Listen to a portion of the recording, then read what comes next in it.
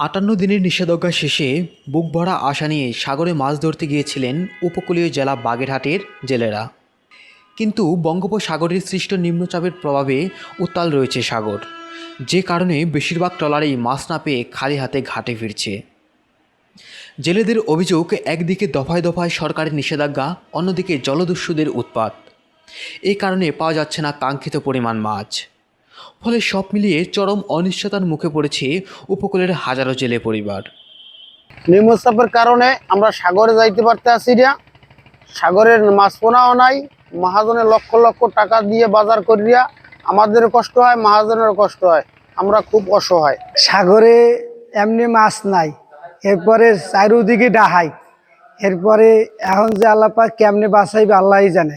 এক তো আবহাওয়া খারাপ, এই সিগন্যাল, এরপর আবার কুলে আইলে ডাহাইতে ধরে, এই ডাহাইত নিয়ে বড় বিপদে। সাগরে সাইডে ভোট ডুবছে, ডুবার পরে লোকজন উঠিতে পারছে, কিন্তু তাতে ক্ষয়ক্ষতি হয়েছে, লক্ষ লক্ষ টাকা লস হয়েছে, জাল ফলার ক্ষতি হয়েছে, আর মাছ তো পাই নাই। আমরা যাইয়া একদিন থাকিয়া আইয়ে পড়ছি, মাছ বেচছি মাত্র 22,000 টাকার। আমাকে খরচ আছে 3 লক্ষ টাকা। সাগরে যাবো, নিম্নচাপ, আবহাওয়া খারাপ, তাই আমাকে মহাজনকেও কষ্ট হইতেছে, আমাকে ফ্যামিলি নিয়েও কষ্ট হইতেছে। কি করবো, আবহাওয়া খারাপ, এই কারণে আমরা যাইতে পারতেছি না।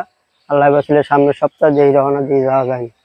এরই মধ্যে গত 24 ঘন্টায় জেলায় 38.2 মিলিমিটার বৃষ্টিপাত রেকর্ড হয়েছে। তবে জেলা মৎস্য বিভাগ বলছে, জলবায়ু পরিবর্তনের প্রভাবে ইলিশসহ বিভিন্ন সামুদ্রিক মাছের বিচরণ ক্ষেত্র ও গতিপথের পরিবর্তন এসেছে।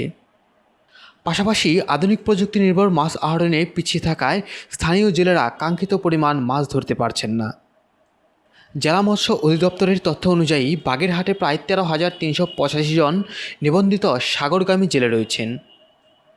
চলতি বছরের 58 দিনের সামুদ্রিক মাছ আহরণের নিষেধাজ্ঞার সময় জেলার 8,634 জন নিবন্ধিত জেলেকে 77 কেজি করে খাদ্য সহায়তার চাল বিতরণ করা হয়েছে। নিউজ ডেস্ক, আপন দেশ।